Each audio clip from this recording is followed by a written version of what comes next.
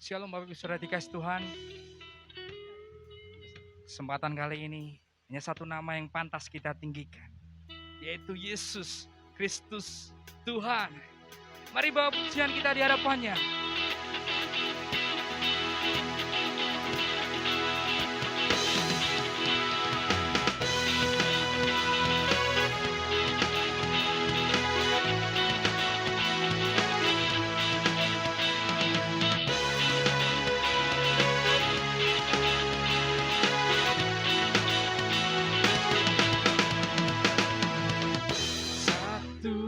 Nama yang mengatasi segala nama,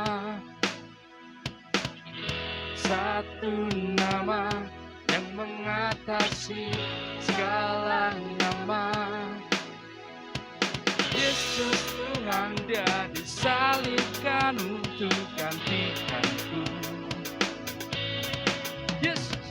Yesus Tuhan yang mati untuk tebus semua dosaku.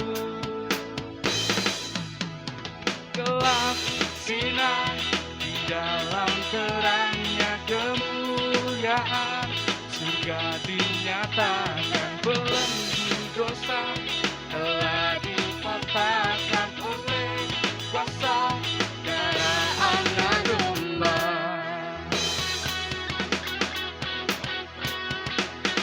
Namamu Yesus, satu nama yang mengatasi segala nama, satu nama yang mengatasi segala nama.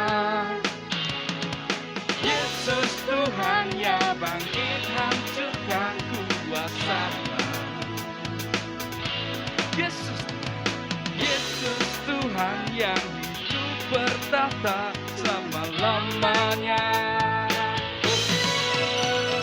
Gelap sinar di dalam terangnya kemuliaan, surga dinyatakan belenggu dosa telah dipatahkan oleh kuasa darah anak domba. Langit bumi akan kemenangan yang terdengar, sorak haleluya, ikatan dunia telah dikalahkan oleh kuasa darah anak domba.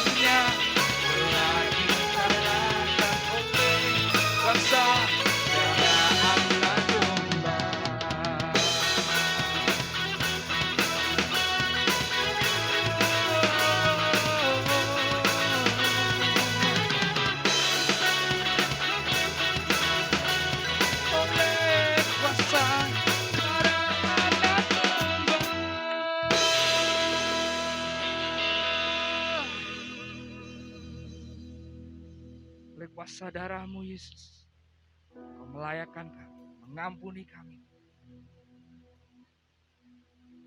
Terima kasih.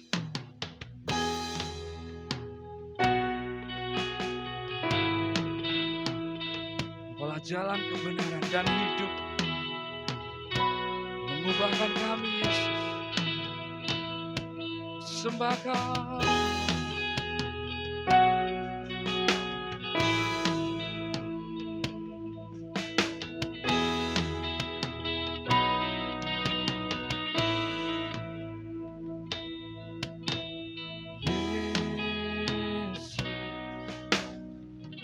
sujud di altar kudus-Mu dan berdoa. Ku hidup dengan hatimu dan tangismu untuk mereka. Sinarilah umat-Mu dengan kasih setia-Mu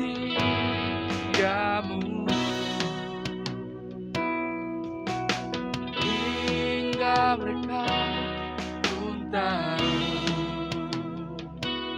bahwa jalan kebenaran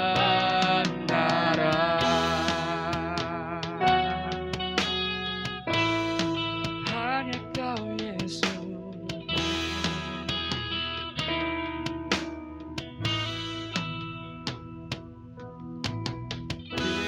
Yesus tersungkur di bawah kaki-Mu dan berdoa. Ku hidup dengan belas kasih dari-Mu untuk mereka. Sinarilah umat-Mu dengan kasih setia-Mu hingga mereka pun tahu Kaulah jalan kebenaran. Sinarilah umat-Mu dengan kasih setia-Mu hingga mereka pun tahu Kaulah jalan kebenaran.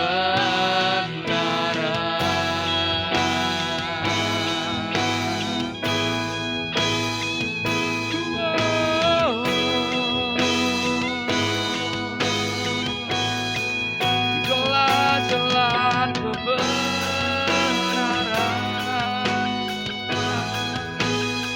dan kehidupan.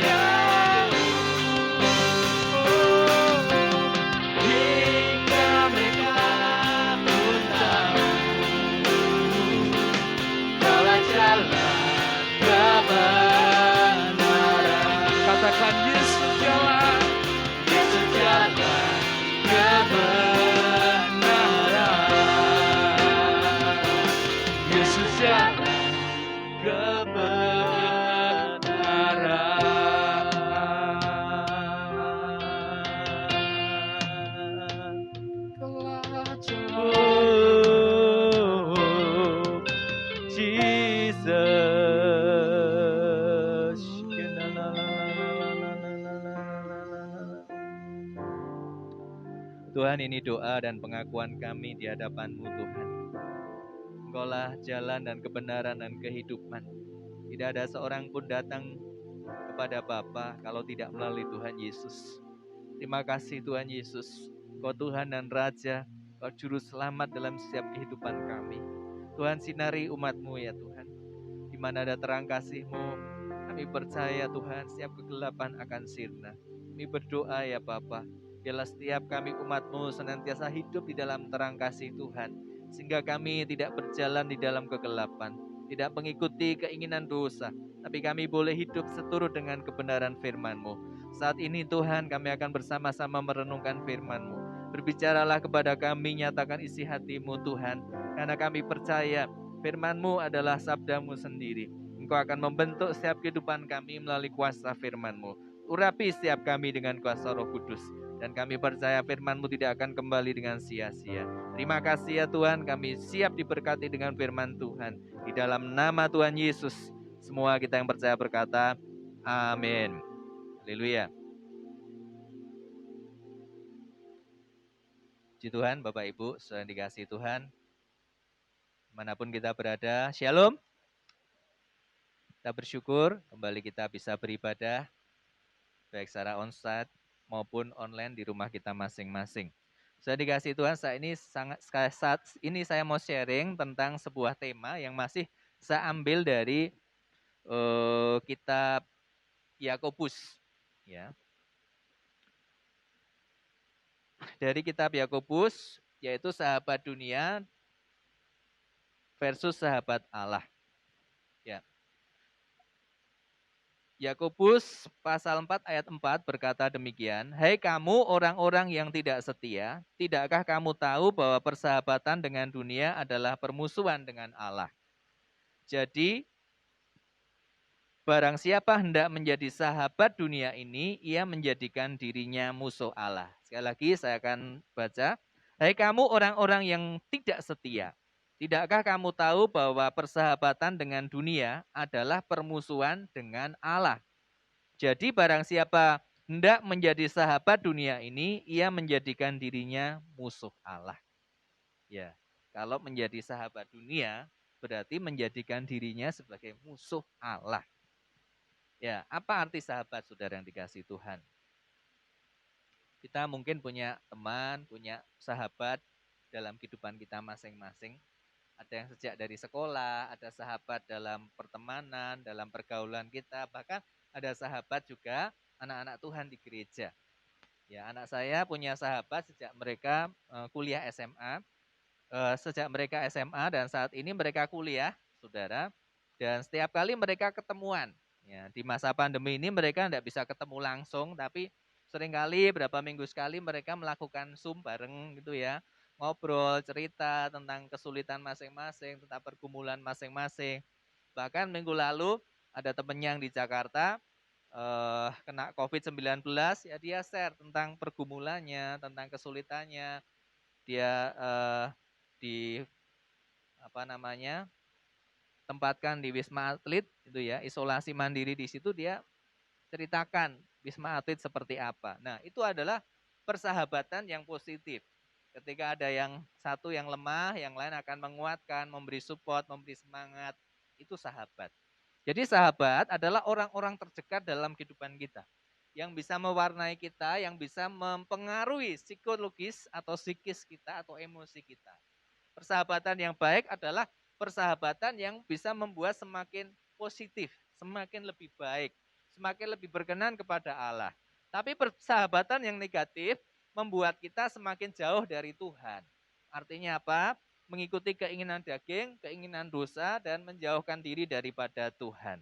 Selain dikasih Tuhan, kita akan belajar yang pertama adalah sahabat dunia. Apa itu sahabat dunia? Kebersamaan dengan dosa yang timbul dari keinginan daging. Ya. Jadi persahabatan dunia didorong oleh keinginan daging, ya, untuk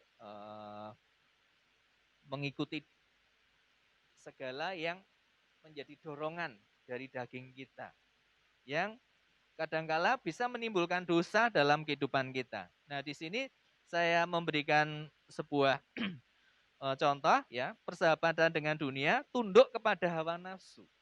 Jadi orang-orang yang bersahabat dengan dunia itu tunduk kepada hawa nafsu, saudara. Kepada hal-hal yang tidak sesuai dengan kehendak Tuhan. Hawa-hawa nafsu yang mungkin menjauhkan diri daripada Allah. Pertengkaran, perselisihan, kemabukan, pesta pora, percabulan, dan sebagainya. Itu adalah persahabatan dengan dunia. Demikian juga persahabatan dengan dunia adalah menimbulkan congkak atau kesombongan, ya, yang menjauhkan diri daripada Allah. Itu semua terjadi kenapa? Karena ego yang tinggi, ya, karena merasa bahwa dirinya mampu, dirinya hebat, dirinya kuat, sehingga merasa tidak butuh Tuhan dalam kehidupannya. Nah, itu adalah persahabatan dengan dunia. Saudara dikasih Tuhan, saya percaya kita adalah orang-orang yang tidak bersahabat dengan dunia. Ya. Akibat persahabatan dengan dunia, saudara, bisa merusakkan kebiasaan yang baik. Jadi kalau kita membangun kebiasaan yang baik selama ini, ya, terus kemudian kita bersahabat dengan dunia. Dunia yang kita maksud adalah bukan orang-orang, tapi orang-orang yang mempunyai kebiasaan buruk, orang-orang yang hidupnya jauh dari hadapan Tuhan, dan kita mulai mengikuti kebiasaan mereka. Nah, itu yang dimaksud dengan merusakkan kebiasaan baik. 1 Korintus 15 ayat 33 berkata demikian, janganlah kamu sesat, pergaulan yang buruk merusakkan kebiasaan yang baik. Ya, pergaulan yang buruk merusakkan kebiasaan baik. Kalau kita sudah membangun kebiasaan yang baik, tapi kemudian kita bergaul dengan orang-orang yang berdosa dan mengikuti cara hidup mereka, otomatis kebiasaan baik yang sudah kita bangun itu akan menjadi rusak. Ya. Jadi persahabatan dengan dunia merusakkan kebiasaan yang baik. Akibat bersahabat dengan dunia menjadi manusia duniawi. Apa itu manusia duniawi? Yaitu manusia yang mengikuti pola hidup, pola pikir, kebiasaan dari orang-orang dunia yang tidak mengenal Allah. 1 Korintus 2 ayat 14 berkata, tetapi manusia duniawi tidak menerima apa yang berasal dari roh Allah, karena hal itu baginya adalah suatu kebodohan dan ia tidak dapat memahaminya, sebab hal itu hanya dapat dinilai secara rohani. Nah, orang-orang duniawi tidak bisa menilai hal-hal yang rohani. Mereka menganggap bahwa hal yang rohani itu suatu kebodohan. Tapi kita sebagai anak Tuhan, orang-orang rohani bisa melihat yang benar, yang berkenan pada Tuhan maupun yang salah. Oleh sebab itu saudara, jangan menjadi manusia duniawi. Mungkin saudara pernah bertemu dengan teman atau kenalan gitu ya, saudara kasih nasihat yang benar sesuai firman Tuhan. Tetapi mereka tidak ngerti nasihat yang saudara sampaikan. Bagi mereka adalah sebuah kebodohan karena mereka tidak bisa menangkap kepada firman Tuhan. Nah, itu seringkali terjadi. Kenapa? Karena manusianya masih manusia duniawi. Tidak bisa mengerti rencana Tuhan dalam kehidupan mereka. Nah, saudara, sekarang bagaimana dengan sahabat Allah? Sahabat Allah adalah kebersamaan dengan kekudusan yang timbul dari keinginan roh. Jadi, orang yang menjadi sahabat Allah adalah orang yang bergaul dengan roh Allah, memiliki persekutuan dengan Roh Kudus, sehingga hidupnya ada di dalam kekudusan. Tidak hidup di dalam dosa, tapi melakukan kebenaran sesuai dengan firman Tuhan. Nah, menjadi sahabat Allah adalah orang yang tunduk kepada Allah. Artinya apa? Hidupnya melakukan firman Tuhan. Artinya apa? Hidupnya tidak melanggar firman Tuhan. Seturut dengan kehendak Tuhan. Nah, itu adalah sahabat Allah. Sahabat Allah adalah orang yang rendah hati. Kenapa? Karena dia menyadari bahwa Tuhan berdaulat sepenuhnya dalam kehidupannya. Dia tidak bisa apa-apa kalau tanpa Tuhan. Dia menyadari bahwa hidupnya tidak berarti tanpa kasih karunia daripada Tuhan. Nah, itu adalah orang yang menyadari bahwa dia adalah sahabat daripada Allah. Akibat bersahabat dengan Allah ada 3. Yang pertama, meneladani karakter dan pribadi Allah. Imamat 20 ayat 26, kuduslah kamu bagiku, sebab aku ini Tuhan, kudus, dan aku telah memisahkan kamu dari bangsa-bangsa lain, supaya kamu menjadi milikku.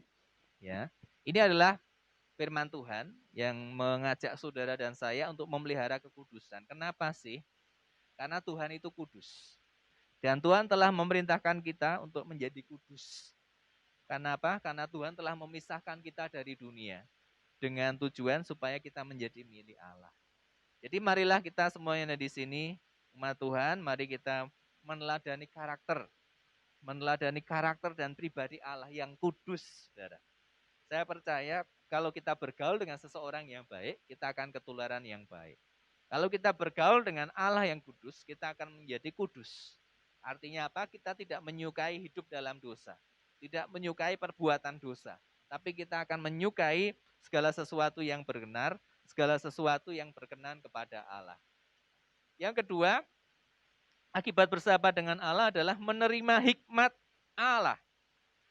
Mazmur 25 ayat 14 berkata, Tuhan bergaul karib dengan orang yang takut akan Dia, dan perjanjiannya diberitahukannya kepada mereka.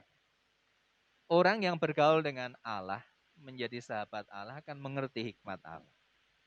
Sebab itu, marilah kita selalu membangun persekutuan kita dengan Allah. Saya yakin pengalaman itu menjadi sebuah modal untuk kita bisa mengerti segala sesuatu.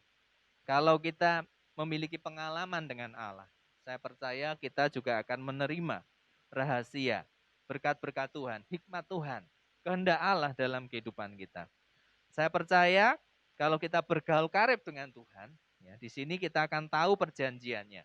Di sini kita akan tahu rencana Tuhan dalam kehidupan saudara dan saya. Jadi, teruslah bergaul dengan Allah, bersahabat dengan Allah karena kita akan menerima hikmat Allah. Dan yang ketiga, akibat bersahabat dengan Allah adalah menjadi dewasa dalam iman. Ibrani 5 ayat 14 berkata, tetapi makanan keras adalah untuk orang-orang dewasa, yang karena mempunyai panca indera yang terlatih untuk membedakan yang baik daripada yang jahat. Saudara yang dikasihi Tuhan, dalam kehidupan kita mungkin mengalami banyak pergumulan. Mengalami banyak masalah. Ada yang masalah ringan, ada yang masalah berat. Tapi saya percaya bahwa orang yang dewasa, ya, ketika menghadapi masalah yang berat, dia tidak akan mudah putus asa. Dia tidak akan mudah menyerah karena dia berpegang kepada Allah. Sama seperti diilustrasikan sebagai makanan. Kalau anak-anak akan menerima makanan yang lunak. Makanan yang keras dia tidak sanggup untuk menelannya atau memakannya. Tapi kalau orang yang dewasa, dia bisa makan makanan yang keras. Nah, analogi ini sama dengan iman. Kalau kita memiliki iman yang seperti iman yang masih kanak-kanak, belum dewasa, ya ada masalah besar, dia bisa lari dari Tuhan. Dia bisa putus asa, dia bisa meninggalkan Tuhan. Tapi kalau kita menjadi dewasa rohani, ketika kita mengalami pergumulan yang berat, kita akan tetap kuat karena kita berpegang kepada janji Tuhan. Itu adalah makanan kita. Jadi saya percaya setiap orang dibentuk melalui makanan. Ya. Kalau kita bertumbuh sampai hari ini melalui makanan jasmani, kita menjadi kuat, menjadi sehat, menjadi lebih besar, menjadi lebih pandai. Saya percaya kalau kita juga secara rohani juga bisa bertumbuh rohani kita melalui makanan.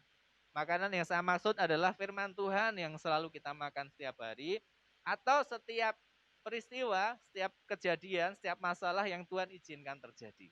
Yaitu membentuk kehidupan kita semakin menjadi dewasa di dalam Tuhan. Itu saudara, ya, akibat bersahabat dengan Allah.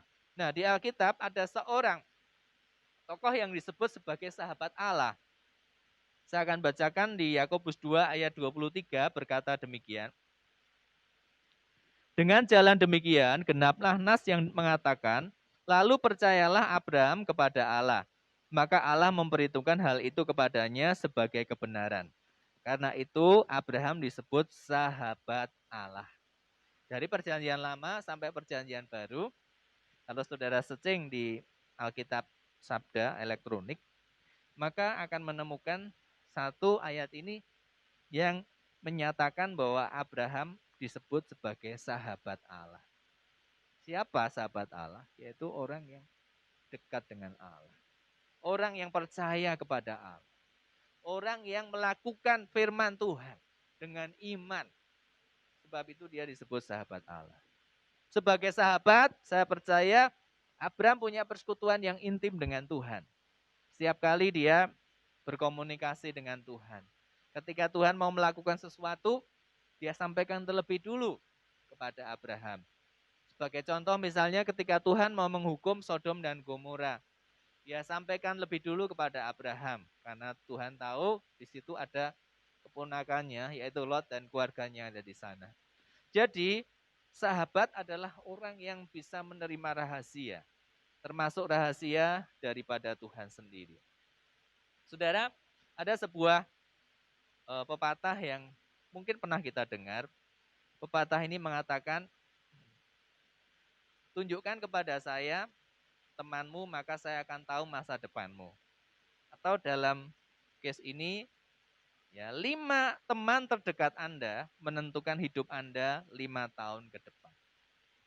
Jadi mari setiap kita yang ada di sini, sudah semuanya, kira-kira siapakah 5 teman terdekat kita? Itu akan menentukan 5 tahun kita yang akan datang. Hidup Anda 5 tahun yang akan datang ditentukan oleh teman kita saat ini. Siapakah mereka? Kalau teman-teman kita adalah orang-orang yang punya kebiasaan baik, orang-orang yang punya mimpi, punya visi, orang-orang yang rajin, orang-orang yang mau maju, orang-orang yang mau berjuang, orang-orang yang mau bekerja sama. Nah, itu saudara, saya percaya saudara juga akan turut maju, turut bergerak lebih baik, ya, akan menerima akibat impact yang baik dari persahabatan yang baik. Sebaliknya, kalau teman kita, 5 orang teman kita atau sahabat-sahabat kita adalah orang-orang yang hidupnya tidak disiplin, hidupnya seringkali tidak mentaati peraturan, hidupnya seringkali sembrono, melakukan perbuatan dosa, seperti hal sesudahnya itu biasa, saudara. Melakukan hal-hal yang tidak berkenan kepada Tuhan, saya percaya masa depan kita juga akan tidak jauh daripada mereka. Nah, saudara yang dikasihi Tuhan, mari kita gunakan kesempatan ini untuk saudara dan saya menemukan sahabat-sahabat yang baik. Jangan bersahabat dengan orang-orang duniawi yang hidup dalam dosa dan mengikuti perbuatan mereka. Tapi mari kita bersahabat dengan Allah dan bersahabat dengan orang-orang pilihan Allah. Orang-orang yang akan membuat kita semakin maju. Orang-orang yang membuat kita semakin melakukan firman Tuhan dalam setiap kehidupan kita. Nah, ada sebuah cerita tentang jebakan tikus. Nah, ini cerita ini cukup menarik, saudara. Satu ketika, sepasang suami istri pulang dari pasar setelah berbelanja. Dan ketika mereka sampai di rumah, mereka membuka barang belanjaannya. Dan ada seekor tikus yang memperhatikan dengan seksama sambil menggumam. Makanan apa yang mereka akan bawa dari pasar ya? Ternyata salah satu yang dibeli oleh petani ini adalah perangkap tikus. Sang tikus menjadi kaget bukan kepalang. Ia segera berlari menuju kandang dan berteriak, "Ada perangkap tikus di rumah. Di rumah sekarang ada perangkap tikus." Ia mendatangi ayam dan berteriak, "Ada perangkap tikus." Sang ayam berkata, "Tuan tikus, aku turut bersedih, tapi itu tidak berpengaruh bagiku." Lalu tikus pergi dan menemui seekor kambing sambil berteriak. Sang kambing pun berkata, "Aku turut prihatin, tapi aku tidak bisa lakukan apa-apa." Tikus lalu menemui sapi. Ia pun mendapat jawaban yang sama, "Maafkan aku, tapi perangkap tikus itu tidak berbahaya bagiku sama sekali." Lalu ia lari ke hutan dan bertemu ular. Sang ular berkata, perangkap tikus yang kecil tidak akan mencelakai aku." Akhirnya sang tikus kembali ke rumah dengan pasrah dan mengetahui kalau ia akan menghadapi bahaya sendirian.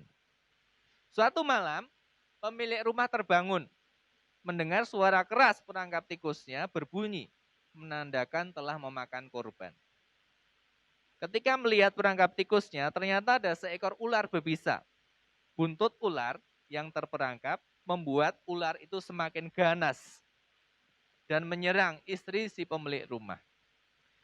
Walaupun sang suami sempat membunuh ular berbisa tersebut, sang istri tidak sempat terselamatkan. Sang suami harus membawa istrinya ke rumah sakit dan kemudian setelah perawatan istrinya boleh pulang. Namun beberapa hari kemudian istrinya tetap demam.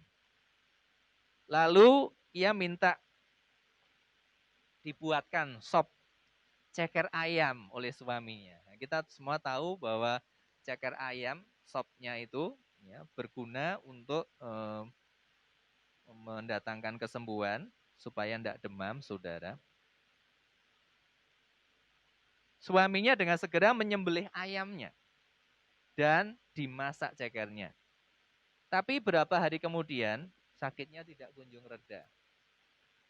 Seorang teman mengatakan bahwa sebaiknya istrimu dikasih makan hati kambing. Ia lalu menyembelih kambingnya untuk mengambil hatinya. Masih saja istrinya tidak sembuh-sembuh. Akhirnya istrinya meninggal dunia. Banyak sekali orang datang pada saat pemakaman, sehingga sang petani harus menyembelih sapinya untuk memberi makan orang-orang yang datang begitu banyak. Dari kejauhan, sang tikus menatap dengan penuh kesedihan. Beberapa hari kemudian, ia melihat perangkap tikus itu sudah tidak digunakan lagi. Apa moral cerita dari hal ini, saudara? Satu hari, ketika saudara dan saya mendengar seseorang dalam kesulitan dan mengira itu bukan kesulitan Anda, bukan kesulitan kita. Pikirkanlah sekali lagi. Kalau kita tidak tahu akan apa yang terjadi dalam diri kita. Jika saudara dan saya mengatakan bahwa aku sebagai sahabat Allah, dan Allah berbicara kepada saudara tentang kesulitannya. Allah melibatkan saudara untuk ambil bagian dalam pekerjaannya. Tuhan memilih saudara untuk melayani Dia. Tuhan memberi saudara kesempatan untuk melakukan sesuatu, menabur bagi Tuhan. Apakah saudara dan saya akan berkata, itu bukan urusan saya? Atau kita akan masa bodoh, pura-pura tidak tahu? Sudah dikasih Tuhan pelajaran hari ini, kita tidak akan tahu hari esok. Mungkin kita bisa berkata, itu bukan urusan saya. Tapi kalau ini semuanya sahabat kita yang berkata kepada saudara dan saya, ayo aku kasih kesempatan buat kamu untuk bersama-sama dengan aku melakukan pekerjaan ini. Masihkah saudara dan saya berdiam diri? Masihkah kita masa bodoh? Atau kita mau lakukan sesuatu? Karena kita tidak tahu akan apa yang terjadi hari esok. Jadi selama masih ada kesempatan hari ini, saudara, mari kita lakukan sungguh-sungguh. Mari kita berbuat sesuatu untuk Tuhan. Mari kita menyenangkan hati sahabat kita. Saudara dan saya, kita di sini saya percaya kita tidak mau jadi sahabat dunia. Tapi jadilah sahabat Allah. Yang mengerti isi hati Allah. Yang mau bersama-sama dengan Dia. Kalau sahabat kita punya pergumulan, pergumulannya juga jadi pergumulan kita. Kalau dia punya masalah, masalah pun juga jadi masalah kita bersama. Dan kalau kita hadapi bersama-sama, kita menjadi lebih kuat. Saudara, hari ini saya kembali kepada ayat awal daripada firman Tuhan. Yang berkata bahwa, hai kamu orang-orang yang tidak setia, tidakkah kamu tahu bahwa persahabatan dengan dunia adalah permusuhan dengan Allah? Jadi barang siapa hendak menjadi sahabat dunia ini, ia menjadikan musuh Allah. Jangan jadi sahabat dunia. Tapi jadilah sahabat Allah. Supaya kita tidak jadi musuh Allah, tapi kita menjadi kawan sekerja Allah. Biarlah renungan ini memberkati kita semuanya. Dan membuat kita semakin lebih bertumbuh lagi dalam iman. Menjadi sahabat Allah. Haleluya, Tuhan memberkati. Mari kita sambut firman Tuhan. Kita akan berdoa dan menyembah Dia dengan doa kita, dengan penyembahan kita. supaya terangnya, sinarnya menyinari kita semuanya. Menyinari orang-orang yang masih dalam kegelapan. Menyinari orang-orang yang menjadi sahabat dunia. Sehingga mereka bisa menyadari bahwa persahabatan dengan dunia adalah permusuhan dengan Allah.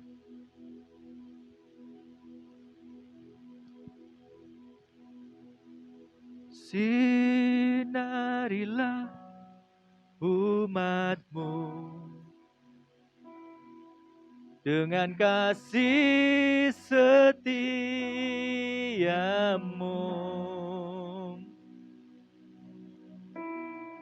hingga mereka pun tahu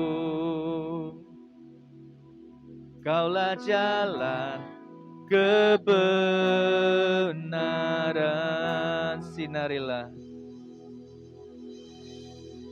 Sinarilah umat-Mu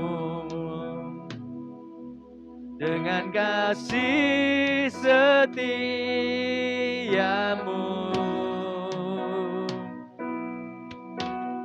hingga mereka pun tahu Kaulah jalan kebenaran.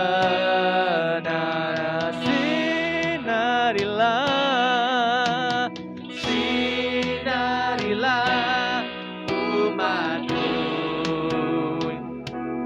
dengan kasih setia-Mu, hingga mereka pun tahu Kaulah jalan kebenaran. Saudara dikasih Tuhan, mari kita melihat diri kita masing-masing. Apakah kita menjadi sahabat dunia atau menjadi sahabat Allah? Dan jikalau kita masih menjadi sahabat dunia, mengikuti hawa nafsu dan keinginan daging, masih hidup dalam dosa, mari kita datang pada Tuhan, minta pengampunannya, supaya kita dikuduskannya, diampuni, dan diangkat menjadi sahabat Allah. Saudara, mari kita juga merenungkan sekeliling kita. Mungkin saudara punya teman-teman, punya keluarga, orang-orang yang saat ini menurut saudara masih jauh dari hadapan Tuhan. Mereka masih melakukan banyak dosa, mendukakan hati Tuhan. Mereka masih hidup dalam keinginan daging. Mereka tidak mengenal Tuhan secara pribadi. Mari dimanapun kita saat ini berada, ambil waktu berdoa buat mereka, supaya terang kasih Tuhan boleh menyinari mereka, sehingga mereka tidak menjadi sahabat dunia, tapi mereka menjadi sahabat Allah.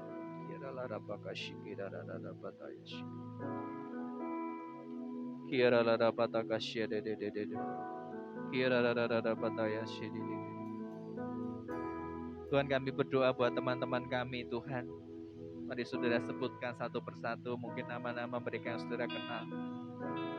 Jikalau mereka saat ini belum mengenal Tuhan secara pribadi, masih hidup di dalam dosa, jauh dari persekutuan dengan Tuhan, mari Tuhan kami bersyafaat saat ini Tuhan. Kami mohon terang kasih-Mu, sinar-Mu menyinari mereka semua Tuhan, sehingga mereka menerima jalan dan kebenaran dan kehidupan di dalam Tuhan Yesus. Dan mereka tidak lagi menjadi sahabat dunia, tapi boleh menjadi sahabat Allah, yang hidupnya berkenan kepada Tuhan dan memuliakan nama-Mu. Terima kasih untuk firman-Mu hari ini ya Tuhan. Kami diberkati, kami mengucap syukur. Terpujilah nama Tuhan. Di dalam nama Tuhan Yesus kami berdoa. Amin. Amin. Bapak Ibu sudah dikasih Tuhan, tiba waktunya untuk kita boleh mengucap syukur kepada Tuhan. Saya percaya setiap hari adalah kasih karunia. Kita mungkin bisa bersama-sama keluarga kita beribadah, itu berkat Tuhan. Kita bisa bekerja, itu adalah berkat Tuhan. Kita bisa sekolah, bisa belajar, itu adalah berkat Tuhan. Oleh sebab itu mari kita mengucap syukur kepada Tuhan. Kita akan mempersiapkan persembahan kita kepada Tuhan. Kita bisa memberikan persembahan, baik persembahan syukur maupun persepuluhan, dan juga persembahan untuk rumah Tuhan. Saya percaya kalau kita menjadi sahabat Allah, kita akan bersama dengan Dia melakukan pekerjaannya. bagi rumah Tuhan. Dan kita akan berdoa untuk persembahan kita kepada Tuhan.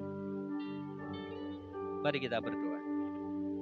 Bapa di dalam kerajaan surga, kami mengucap syukur kepadamu. Engkau telah memberkati kami.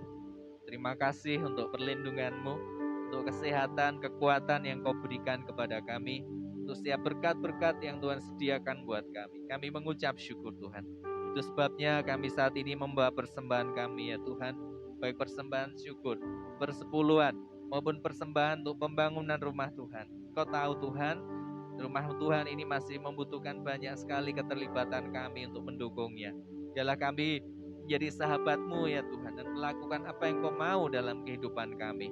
Tuhan, Kau akan memberkati setiap keluarga-keluarga, setiap usaha dan pekerjaan dari seluruh jemaat Tuhan. Anak-anak yang menempuh studi, Kau berkati semua Tuhan. Pelayanan kami Kau berkati, supaya nama Tuhan semakin dimuliakan. Dan kami serahkan semua persembahan kami kepada Tuhan, di dalam nama Tuhan Yesus Kristus. Amin. Sudah dikasih Tuhan, tibalah kita untuk mengakhiri ibadah kita saat ini. Mari kita angkat tangan kita pada Tuhan, dan kita akan menerima berkat Tuhan. Saudara ucapkan amin, saudara katakan yes, kalau ini menjadi iman saudara, menjadi keyakinan saudara semuanya. Jemaat yang dikasihi oleh Tuhan kita Yesus Kristus, firman Tuhan berkata, Tuhan Allah memberkati engkau dan melindungi engkau. Tuhan Allah menyinari engkau dengan wajah-Nya dan memberi engkau kasih karunia. Tuhan Allah menghadapkan wajah-Nya kepadamu dan memberi engkau damai sejahtera. Jika engkau mendengarkan suara Tuhan Allahmu dan melakukan dengan setia segala perintah-Nya disampaikannya kepadamu pada hari ini, maka Tuhan Allahmu akan mengangkat engkau di atas segala bangsa di bumi. Diberkatilah engkau pada waktu masuk, dan diberkatilah engkau pada waktu keluar. Tuhan akan mengalahkan segala musuh-musuhmu, segala masalah maupun segala tantanganmu, dan menjadikan kau lebih daripada pemenang. Tuhan memberkati lumbung-lumbungmu. Tuhan memberkati segala usaha dan pekerjaanmu. Tuhan memberkati studi dan juga masa depanmu. Tuhan Allah akan jadikan kau menjadi kepala dan bukan jadi ekor. Engkau akan tetap naik dan bukan turun. Diberkatilah keluargamu serta hubunganmu dengan mereka. Rumahmu dipenuhi dengan sukacita, dengan kekudusan, dengan iman, pengharapan dan kasih. Dan kuasa Roh Kudus menyertai engkau dari sekarang sampai selama-lamanya. Di dalam berkat nama Tuhan Yesus, semua yang percaya berkata, amin. Kau besar, perbuatanmu ajaib, tiada seperti Engkau, tiada seperti Engkau.